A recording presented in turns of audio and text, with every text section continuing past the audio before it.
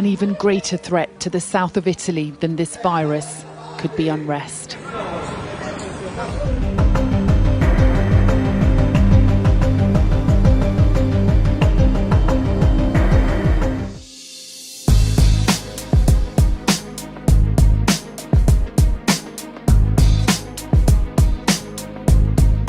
This is SARS-CoV-2. It belongs to the family of coronaviruses named for the crown-like spikes on their surfaces. SARS-CoV-2 can cause COVID-19, a contagious viral infection that attacks primarily your throat and lungs. What actually happens in your body when you contract the coronavirus? What exactly causes your body to develop pneumonia? And how would a vaccine work? Today, President Trump sending a Navy hospital ship to help hard-hit New York. But as he departed the White House, Trump floated the idea of shutting down the entire region. There's a possibility that sometime today we'll do a quarantine, short-term, 2 weeks on New York, probably New Jersey, certain parts, and Connecticut. The proposed order could affect the tri-state's more than 30 million residents, the most populous urban area in the country. Well, this would be an enforceable quarantine, and, I'd rather not do it, but we may need it. The president saying he spoke to New York's Governor Andrew Cuomo before his announcement. But during his own press conference, minutes later, the governor caught off guard. No, I haven't had those conversations. I don't even know what that means. I don't know how that could be legally enforceable. And from a medical point of view, I don't know what you would be accomplishing. But I can tell you, I don't even like the sound of it. Not even understanding what it is. I don't like the sound of it.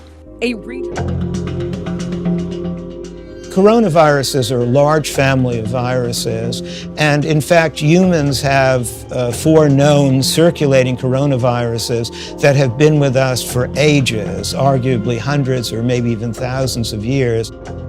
They were named because under the electron microscope they're round and have these crown-like spikes or projections, so corona, crown in Latin.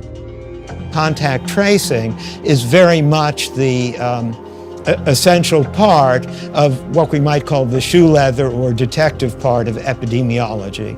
The stuff of movies like Contagion. The average person touches their face 3 to 5 times every waking minute. In between, we're touching doorknobs, water fountains, and each other. You identify a case, someone you think has the infection or that has a good chance of having the infection, and then you try to identify everyone they have been in contact with.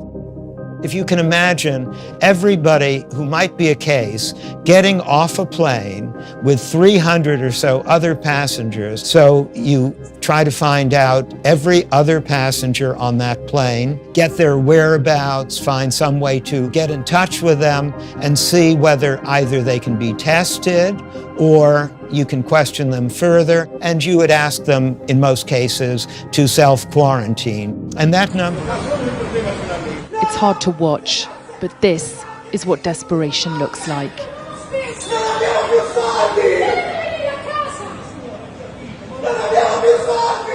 This man in Apulia shouting at police that his family have no money.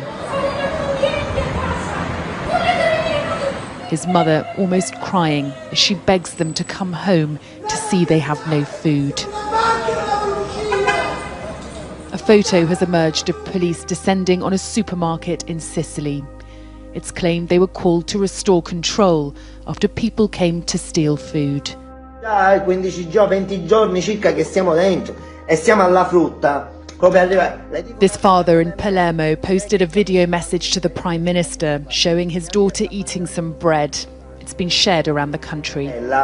Se, come mia figlia, altri bambini fra qualche giorno non riescono a mangiare sto pezzo di pane, stia tranquillo che lei non se ne sta a casa senza rimorso perché faceva la rivoluzione. The Prime Minister has made 25 billion euros available for families and businesses affected by lockdown. Some say they're still waiting for that help. Others don't qualify because their employment isn't officially recorded. A deeply personal look at a day in the life of an intensive care nurse. Like so many of our healthcare heroes, she's working around the clock, tending to coronavirus patients and also taking care of her own family during this difficult time. This is her story. Time to start the day. Good morning, my name is Elise Isopo. I'm a nurse practitioner in the medical ICU at North Drummond Hassett. I'm about to take my temperature because every morning and every night I'm taking my temperature to make sure I stay healthy to take care of my patients. So I'm by one of the nurses' station right now, and we have the doctor just watching in the room to make sure everything's going okay with the nursing staff inside. The unit that I work in is a COVID quarantined critical care unit, highest acuity, sickest patients that we have in the health system right now. People are 20, 30, 40, 50, much younger than we expected. This is the tubing from the ventilator. The ventilator is the breathing machine that goes to a patient. The tube goes into the patient's mouth, into the patient's lung, and inflates and deflates the lungs to help you breathe. If a patient's heart is not doing well, we put them on a cardiac bypass machine.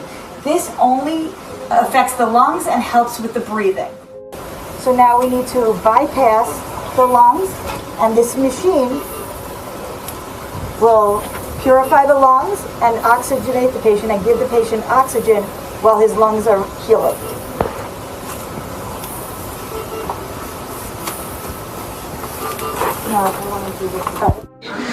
I have some tears and crying right now because I'm so tired. But I'm going to take a deep breath and keep going on. I think I just needed that, a little letdown. But now I'm going to continue on and powering through back into the unit to stay strong. Today is day 5 of a 13-hour shift week. I usually do 3 days a week. I'm up to 5 13-hour shifts this week, and I'm tired. So I'm about to change my scrubs to head home to see my babies.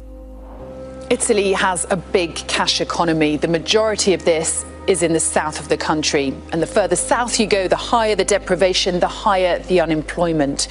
While the virus hasn't reached the same crisis level down here, hardship and hunger threaten to be even bigger problems. In the last few days, people have started organising raids of supermarkets in closed groups on social media.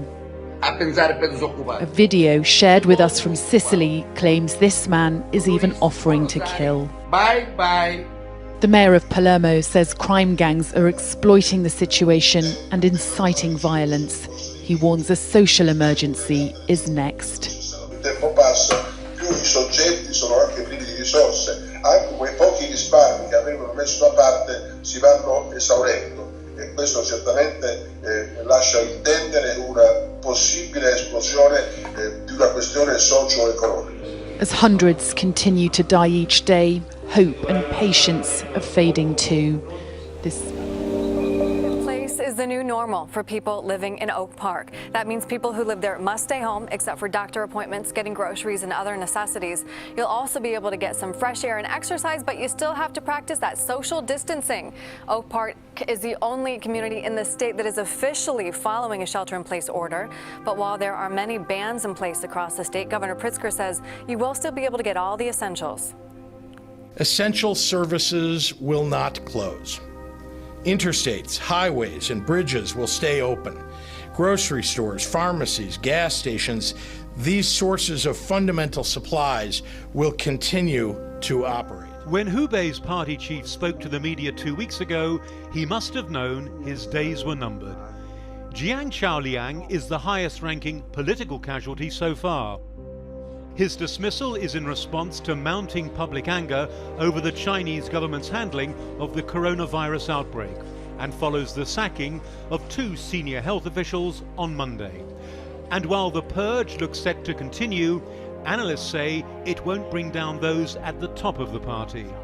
The way the Communist Party works is sacrifice a few small fry to keep the big fish swimming in the pond. And this has worked. I mean, this is what happened in the last great time of the SARS epidemic 17 years ago. The dramatic jump in deaths came after a team from the World Health Organization arrived in Wuhan.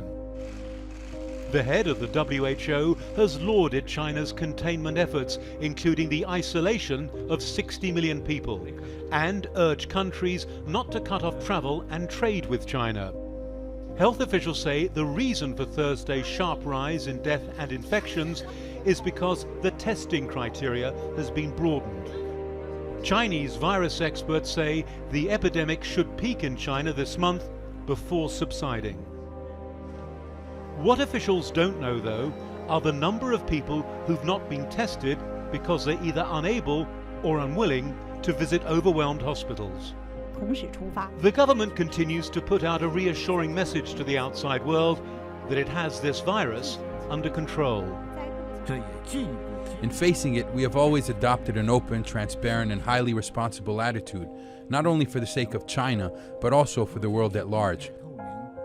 State TV is stressing the positive, showing patients who've recovered and gone home.